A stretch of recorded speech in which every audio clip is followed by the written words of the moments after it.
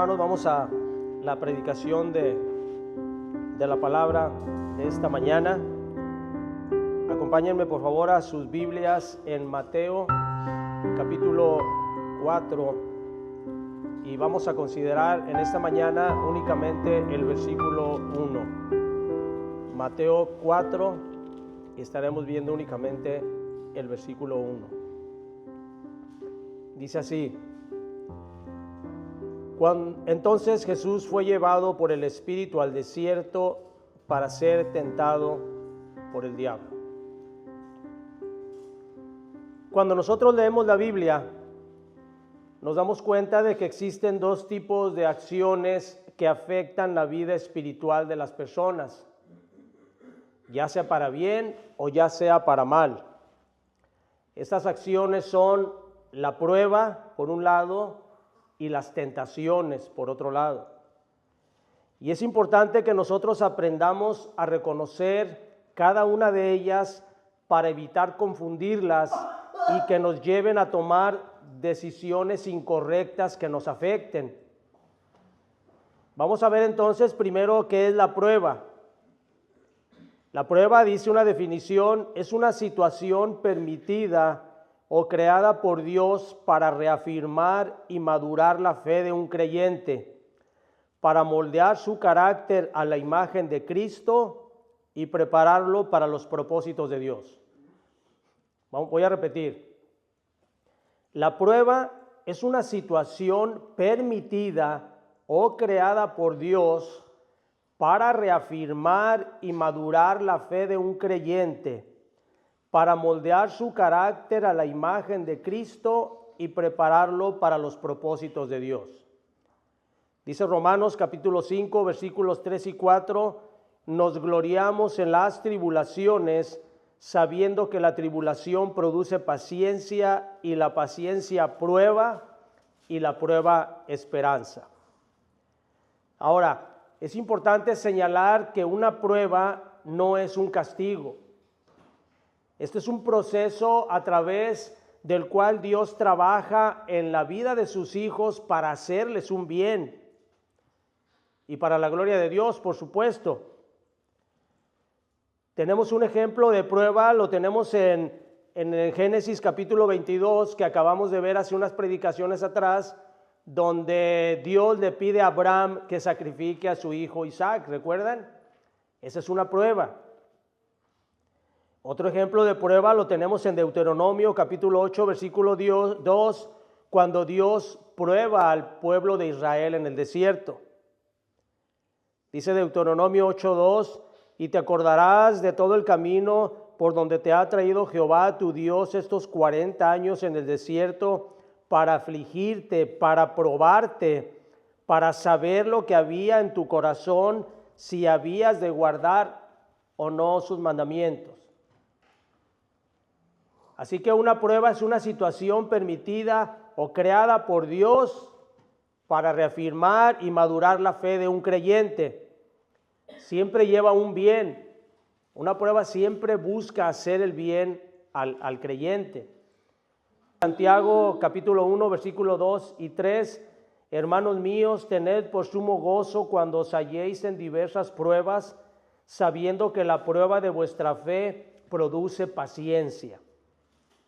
La prueba entonces, hermanos, viene de parte de Dios y siempre trae un bien al creyente. Ahora vamos a ver qué es la tentación. La tentación, dice la definición, es una situación creada por el diablo, pero permitida por Dios, y que tiene como objetivo engañar al creyente para que caiga y se desvíe de los caminos de Dios. Fíjense la diferencia entre una prueba y una tentación. La prueba siempre es creada por Dios y busca hacer crecer al creyente, madurar en la fe. La tentación es creada por el diablo, pero permitida por Dios. Todo es permitido por Dios.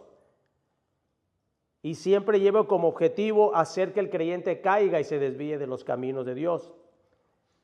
Un ejemplo de tentación lo tenemos en Génesis capítulo 3, cuando la serpiente tienta a Eva. Esa es una tentación. Otro ejemplo también lo vemos en el libro de Job, cuando Satanás le pide permiso a Dios para tentar a Job. Así que la característica de la tentación entonces es que es creada por el diablo para hacer caer al creyente y apartarlo de Dios. La tentación nunca viene de Dios, aunque Él la permite para que el creyente crezca también, pero la tentación nunca viene de parte de Dios. Dice Santiago 1, 13, 14, cuando alguno es tentado, no diga que es tentado de parte de Dios, sino que cada uno es tentado cuando de su propia concupiscencia es atraído y seducido. Dice 1 Corintios capítulo 10, versículo 13, no os ha sobrevenido ninguna tentación que no sea humana, pero fiel es Dios. Aún conociendo las características de estas dos acciones, es muy fácil que nosotros podamos confundirnos. Podemos confundirnos nosotros cuando estamos siendo tentados o cuando estamos siendo probados. Déjenme darles una ilustración de cómo una tentación se disfraza de prueba, y posteriormente les voy a dar una ilustración de cómo una prueba puede confundirse con una tentación. Primeramente, la ilustración es de una tentación que se disfraza de prueba. Resulta que en una iglesia hay un hermano que ha sido fiel, comprometido, y está orando para que el Señor le dé un mejor trabajo.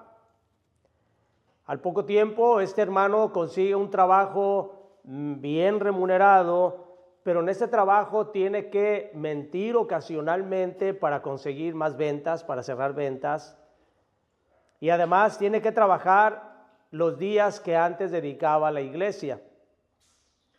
Esto hace que este hermano deje de congregarse y de servir como lo hacía anteriormente. Este hermano piensa que el trabajo le vino como respuesta a sus oraciones, y él dice, en su interior dice, bueno, esto es una prueba de Dios para ver si estoy dispuesto a trabajar más, ya que yo se lo he estado pidiendo, que al cabo puedo testificar en mi trabajo aunque ya no vaya a la iglesia. Eso es lo que piensa el hermano, que es una bendición disfrazada de tentación. Pero esto no es una prueba de Dios. Esto más bien es una tentación disfrazada de prueba. Porque recuerden que la prueba busca fortalecer la fe del creyente, y la tentación busca apartar al creyente de los caminos de Dios.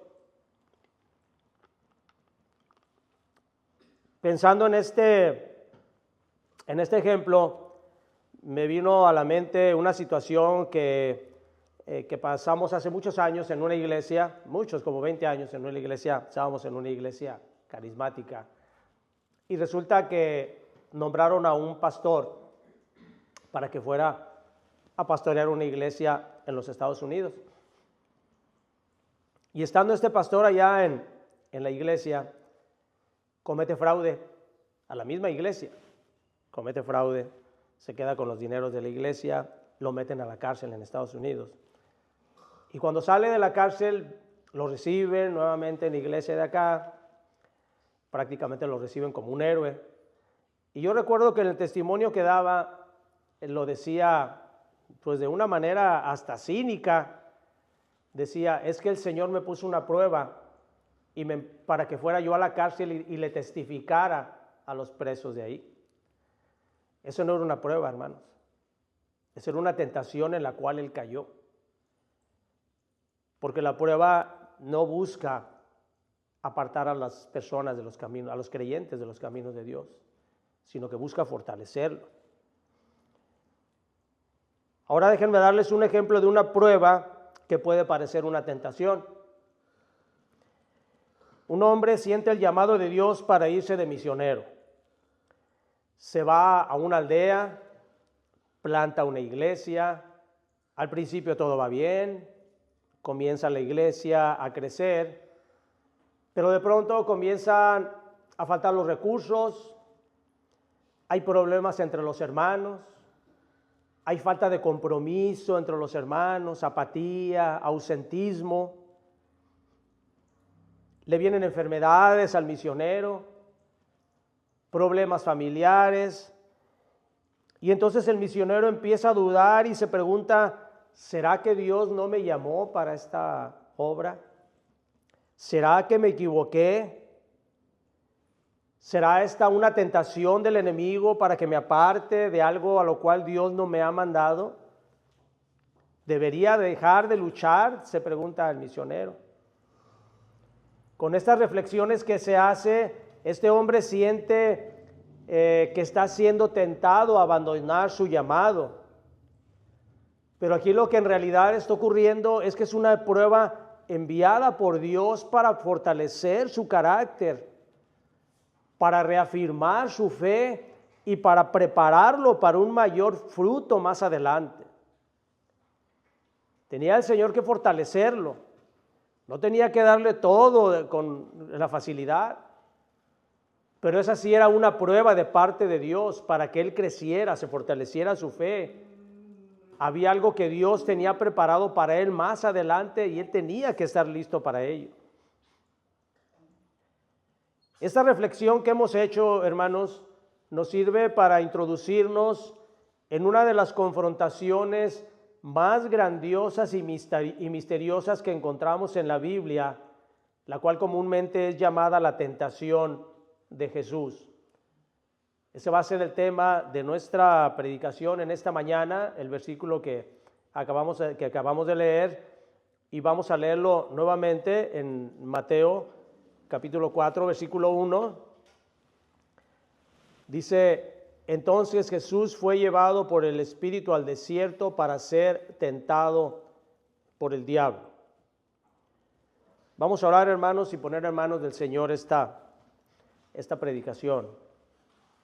Bendito Padre, gracias te damos, Señor, por permitirnos estar en esta mañana, en este lugar, donde siempre, Señor, buscamos únicamente honrar el nombre de nuestro bendito Salvador Jesucristo. Pedimos, Señor, que nos des espíritus dóciles, corazones abiertos, receptivos, para aprender aquello que tienes en esta mañana para nosotros. Te pido, Señor, que me ayudes también, Señor, en mi salud, que me permitas poder terminar, Señor, esta predicación y que me dé la sabiduría que necesito para poder hacerlo. Te lo pido en el bendito nombre de nuestro Señor y Salvador Jesucristo. Amén.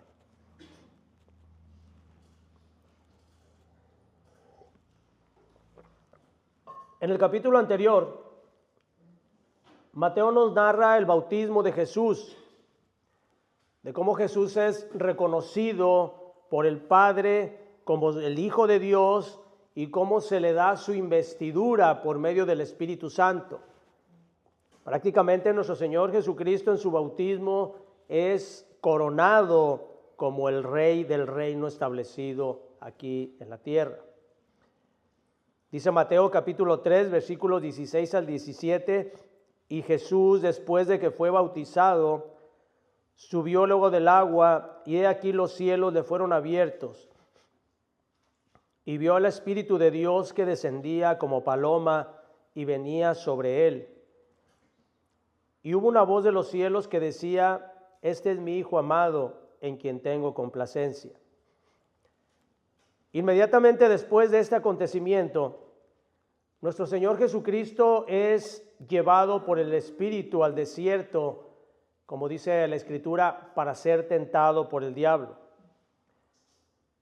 Nuestro Señor Jesucristo había sido ya capacitado para enfrentar cualquier tentación. Y esto nos demuestra que tener el favor de Dios no nos impedirá ser tentados. Por el contrario, después de que obtenemos algún triunfo en nuestra vida espiritual, cuando estamos plenos, satisfechos, cuando sentimos realmente que Dios ha hecho un cambio en nuestra vida, cuando lo reflejamos con gozo, cuando nada nos inquieta, cuando las actitudes de las demás personas que nos molestaban antes, ahora ya pasan a segundo término, ya no hay nada que nos moleste. Cada que hay algo que nos está afectando nuestra vida, decimos, todo lo puedo en Cristo que me fortalece. Cuando servimos de gozo en la iglesia y todo parece que es felicidad en nuestra vida personal, entonces vienen las pruebas, vienen las tentaciones. A Pablo se le envió un mensajero de Satanás después de que él tuvo el privilegio de ser llevado al tercer cielo. Y dice la Escritura que esto el Señor lo manda para evitar que su ego se inflamara. Porque es muy fácil en un ser humano que el ego nos llegue a afectar nuestra vida. Por eso el apóstol Pablo también le dijo a Timoteo que no nombrara a jóvenes porque podían también, como pastores, porque podía inflamarse su ego. Dice 2 Corintios capítulo 12 que Pablo había sido de esa manera llevado a cabo por Dios, porque Dios permite los ataques del diablo para nuestro bien. Por eso es que nosotros nunca debemos despreciar las pruebas. Por el contrario, debemos agradecerlas y prepararnos por todos los medios de gracia que tengamos a nuestro alcance para soportarlas. La oración, la lectura y el estudio de la palabra, el ayuno, la comunión de los santos en la iglesia. Esos son los medios en los cuales nosotros podemos estarnos preparando para pasar la tentación y ser aprobados. Santiago 1, versículos 2 y 3 dice, hermanos míos, tened por sumo gozo cuando halléis en diversas pruebas, sabiendo que la prueba de vuestra fe produce paciencia. Porque cuando nosotros pasamos por pruebas, Dios no nos deja desarmados ante los ataques. Así como el Señor Jesucristo en su forma humana fue capacitado por el Espíritu Santo para enfrentar la tentación, así también Dios a nosotros nos capacita para que podamos soportar las tentaciones y los embates del enemigo. En 1 Corintios capítulo 10, versículo 13 dice, no os ha sobrevenido ninguna tentación que no sea humana, pero fiel es Dios que no os dejará ser tentados más de lo que podéis resistir, sino que dará también juntamente con la tentación la salida para que podáis soportar. Debemos advertir, hermanos, también en este pasaje que el diablo siempre va a estar buscando tentar a aquellos hombres y mujeres que más se comprometen a la obra de Dios. Por eso cuando vimos la introducción a esto, siempre nos referimos tanto en la tentación como en la prueba que es únicamente para creyentes. No es para personas del mundo. La prueba es para que el creyente crezca, la tentación para que el creyente caiga. Esa es la lucha espiritual que lleva el creyente. Pero siempre va a ser más directamente sobre aquellos que se comprometen más en la obra de Cristo. Usted puede pasar años sentados en la banca de la iglesia, incluso servir en una iglesia y vivir un cristianismo sin ninguna preocupación. Pero es cuando usted se decide a servir realmente a Dios, cuando decide entregarse al servicio genuino al Señor, entonces es cuando le van a venir los ataques. Y no digo esto para desanimarlo, por el contrario, es un privilegio servir al Señor y dar poco de lo mucho que Él ha entregado por nosotros. El Señor Jesús comenzó a ser tentado cuando inicia su ministerio, porque Satanás tiene un especial interés en atacar, como ya dijimos, a aquellos que son útiles para el reino. Es como cualquier enemigo.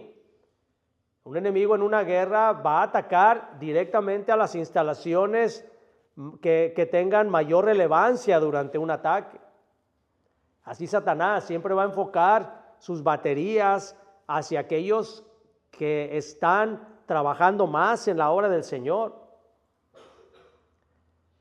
Y es por ello que hay un libro apócrifo eclesiástico, se llama, donde dice: si te has decidido a servir al Señor, prepárate para la prueba. Dice entonces el versículo 1, entonces Jesús fue llevado por el Espíritu al desierto para ser tentado por el diablo. Jesús no fue voluntariamente al desierto a ser tentado. Su misma oración en la enseñanza del Padre Nuestro nos instruye para que nosotros le roguemos al Padre a no caer en tentación. Así que la tentación no es algo a lo que nosotros debamos de ir a buscar. Debemos de huir de las tentaciones. En Marcos capítulo 14, versículo 38, el Señor Jesucristo también les dice a sus discípulos: velad y orad para que no entréis en tentación. Por lo tanto, nuestra preocupación debe ser no entrar en tentación. Pero si Dios en su soberanía y propósito permite que seamos tentados, no debemos de considerar esto como extraño, sino que debemos fortalecer nuestras defensas, no en nuestras fuerzas, sino en el Señor. Efesios capítulo 6, versículo 10 dice: fortaleceos en el Señor y en el poder de su fuerza. Así que el Señor es llevado por el Espíritu al desierto. No buscó Él la tentación. Él fue llevado por el Espíritu. Dice entonces, Jesús fue llevado por el Espíritu al desierto. El desierto de Judea se encuentra entre la ciudad de Jerusalén y el Mar Muerto y tiene una extensión aproximada de 55 kilómetros de largo por 25 kilómetros de ancho. Los que conocen el desierto dicen que esta es una zona montañosa, árida, seca, con colinas escarpadas, lleno de piedras. Hay valles, hay cañones que a veces llevan agua en temporada de lluvias. Las temperaturas son muy extremas ahí. El calor es excesivo. El frío de noche es excesivo también. La vegetación es escasa. Está infestado de animales ponzoñosos como víboras, escorpiones. Es un lugar deshabitado y un lugar muy peligroso. Es un lugar físico, real, donde el Señor fue llevado. No es una alegoría, tampoco es una figura, sino que el desierto es real. El Señor fue llevado y ahí se encontró con Satanás. Ahora, en la Escritura el desierto no es solo un lugar físico, sino que también la Escritura nos habla del desierto como un escenario espiritual cargado de significado. El desierto representa para nosotros un lugar de prueba. Jesús ahí enfrentó al enemigo, pero también ahí fue fortalecido. El desierto representa los momentos en que Dios permite en nosotros sequedad o lucha para probar nuestra fe y revelar qué hay en nuestro corazón. El desierto también en el plano espiritual representa un lugar de encuentro con Dios. Muchos personajes bíblicos fueron transformados en el desierto. Moisés recibió su llamado en el desierto, dice Éxodo capítulo 3. Elías escuchó en el desierto el silbido apacible de Dios, que lo fortaleció también a él. Juan el Bautista predicó en el desierto para preparar el camino del Señor. En el desierto también es cuando nosotros nos encontramos en silencio, apartado de las cosas del mundo, para escuchar la voz de Dios más claramente en nuestra vida. No una voz audible, pero sí la voz, el llamado de Dios que tiene en nuestro corazón. El desierto es también el lugar donde nos encontramos en dependencia total de Dios, porque en el desierto no hay recursos naturales suficientes, como ya lo vimos. Por eso se llama un desierto, no hay nada. En el desierto el alma aprende a depender completamente de Dios. Y nosotros podemos ver esto en el caso del pueblo de Israel. En el desierto el pueblo de Israel fue alimentado con el maná, no había más. Tuvo que depender directamente de Dios y Dios los alimentó con el maná. En el desierto Dios les hizo brotar agua de la peña para calmar la sed a todo el pueblo. En el desierto durante 40 años Dios impidió que el calzado de los israelitas se desgastara. Toda la dependencia en el desierto es directamente y completamente de Dios. También el desierto es un lugar de preparación. Antes de entrar a la tierra prometida, Israel tuvo que pasar por el desierto. Antes de comenzar su ministerio, nuestro Señor Jesucristo tuvo que pasar por el desierto. Así que para nosotros no debería de ser algo ajeno el que nosotros en ocasiones Dios nos haga pasar por desierto. Un desierto de dolor, un desierto de sufrimiento. Pero esto es porque nos está preparando para recibir algo mejor de parte de Él. Entonces Jesús fue llevado por el Espíritu al desierto para ser tentado por el diablo. El diablo es un ser real, no es una ficción, no es un invento para asustar a nadie, es un ser real.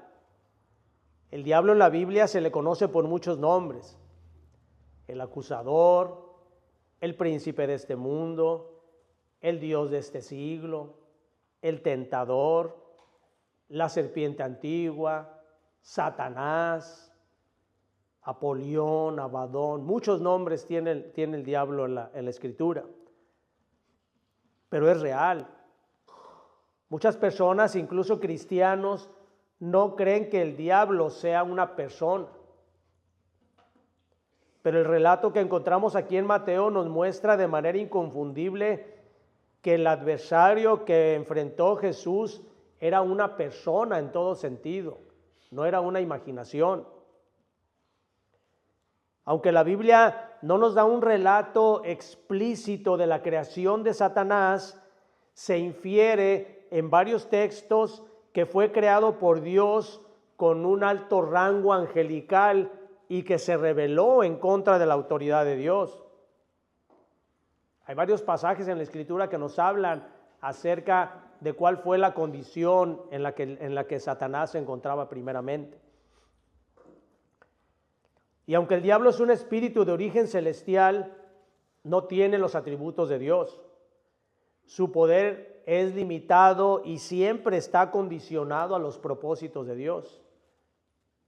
¿Se acuerdan en el libro de Job? Cómo Satanás tiene que pedirle permiso a Dios para ir a tentar a Job. Todas las cosas que Satanás hace siempre están condicionadas a los propósitos de Dios. Satanás no es omnisciente, no es omnipotente, no es omnipresente tampoco.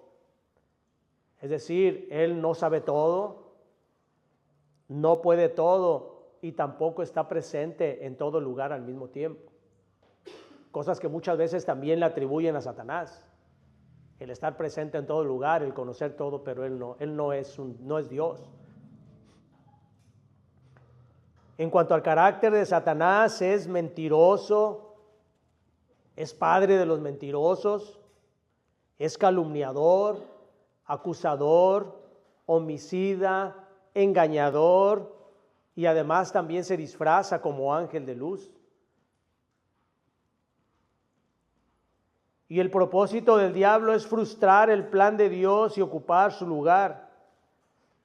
Es por eso que los ataques de Satanás siempre van dirigidos a todo lo que se refiere a Cristo, incluidos por supuesto aquellos que han sido convertidos en hijos de Dios por medio de la fe. Y además trata por todos los medios de evitar que las personas lleguen al conocimiento de Dios. No únicamente Satanás trata de destruir a los hijos de Dios, sino que también busca por todos los medios evitar que el evangelio les llegue a todas aquellas personas a los cuales esperan recibir ese evangelio. Segunda Corintios capítulo 4, versículo 3 y 4 dice: pero si nuestro evangelio está aún encubierto, entre los que se pierden está encubierto, en los cuales el Dios de este siglo cegó el entendimiento de los incrédulos para que no les resplandezca la luz del evangelio de la gloria de Cristo, el cual es la imagen de Dios. Entonces Jesús fue llevado por el Espíritu al desierto para ser tentado por el diablo. La palabra tentar, usada aquí en el griego original, es la palabra peirasó. Y esta palabra es una palabra neutral que puede significar tanto poner a prueba como tentar. Recuerden las características de cada uno en la introducción. Pero aquí el significado es ambos. Puede significar tanto poner a prueba como tentar. Y esto depende de la intención que lleve a cabo el que está poniendo la prueba. La palabra peirazo quiere decir tentar, poner a prueba, de acuerdo a quien esté poniendo la prueba. Si la prueba la está poniendo Dios, que es una prueba, entonces la palabra se transforma en prueba. Pero si esta acción la está poniendo el diablo, entonces la palabra se transforma en tentación. Eso es lo interesante del idioma griego. Cómo nos da definiciones correctas y exactas de acuerdo al contexto del tema que se trata. En este caso, quien pone la prueba es el diablo y la intención es desviar a Jesús de los caminos del Padre. Así que esta no es una prueba, es una tentación. Y de ahí que la traducción que tenemos en la Reina Valera nos dice que fue para ser tentado por el diablo. La traducción es correcta. Aquí se refiere a una tentación porque el que está poniendo la tentación es el diablo. Y aunque las tentaciones de Jesús, o más bien aunque las tentaciones a Jesús fueron hechas por el diablo, fueron permitidas por Dios porque formaban parte del plan perfecto del Padre para llevar a cabo la obra redentora de su Hijo. Jesús en su perfecta humanidad había sido capacitado por el Espíritu Santo para llevar a cabo la obra salvadora, y el diablo, ese ser malvado que odia todo lo que Dios ama, se iba a enfocar con toda su fuerza a tratar de destruir al Señor Jesucristo. Sin embargo, a pesar de todo su poderío malévolo, el diablo iba a ser derrotado en esta primera confrontación que tendría con Jesús. Vamos a ver en la predicación, si el Señor lo permite, la próxima semana, vamos a ver entonces cada una de las tentaciones que el diablo pone al Señor Jesucristo, y en el cual sabemos que al final nuestro Señor derrota al diablo en esta primera batalla. Este pasaje, hermanos, nos enseña que Jesús no evitó el desierto, ni huyó tampoco de la tentación. Él fue llevado por el Espíritu a ese lugar árido y solitario, no por desobediencia, sino más bien por obediencia. No fue llevado a la tentación como una manera de alguien que desobedece a las cosas del Señor. Él fue llevado a ser tentado porque él era obediente a los mandamientos de Dios. Cristo fue al desierto como nuestro representante. Porque donde Adán cayó en un paraíso, Jesús venció en un desierto.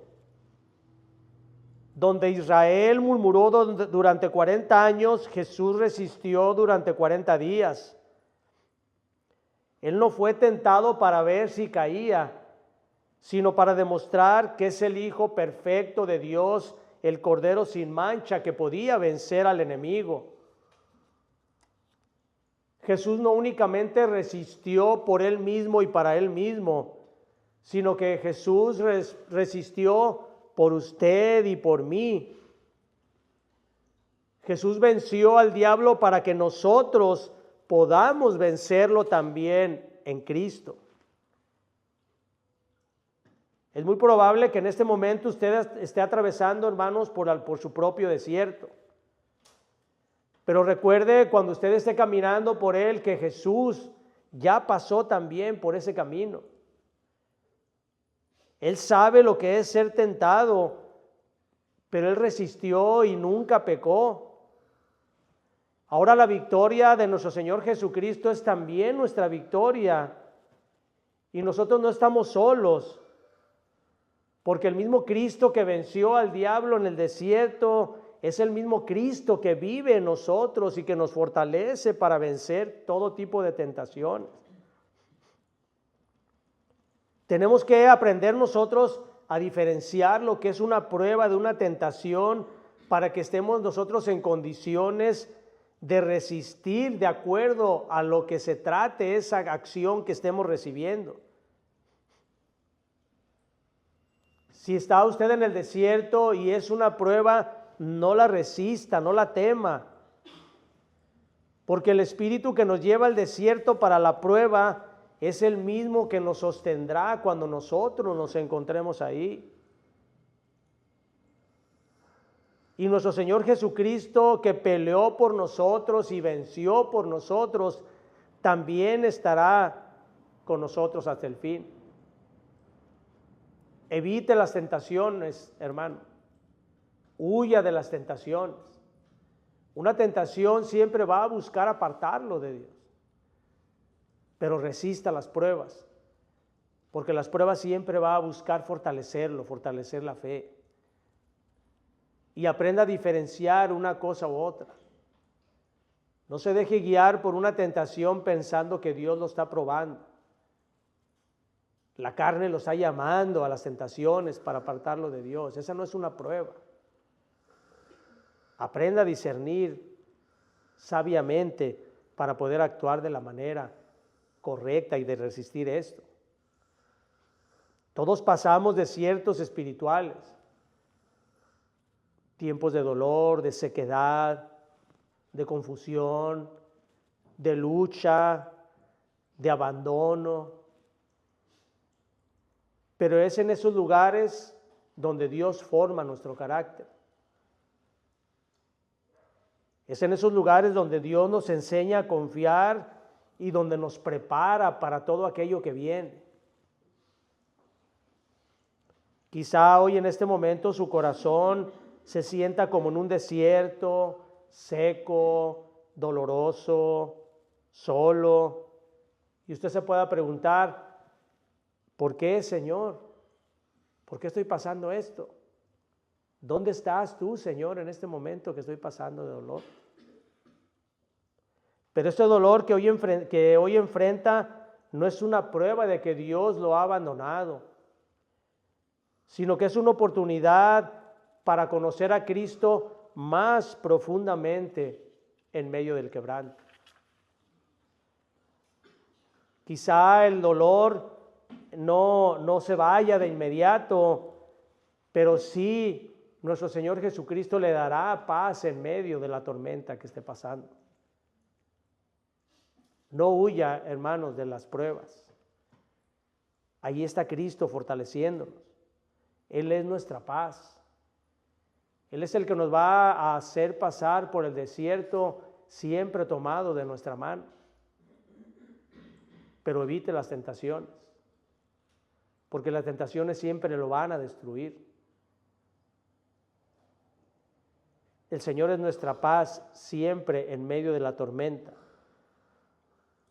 Y vamos a quedarnos, hermanos, con las palabras de nuestro Señor Jesucristo expresadas en Juan capítulo 14, versículo 27, que dice: la paz os dejo, mi paz os doy.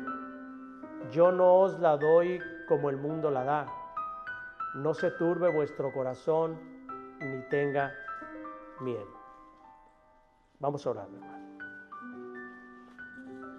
Padre bendito, te damos gracias por esta palabra que nos has dado. Te damos gracias, Señor, porque nos das fortaleza para poder resistir aquellas pruebas, Señor, que tú pones para ver qué hay en nuestro corazón.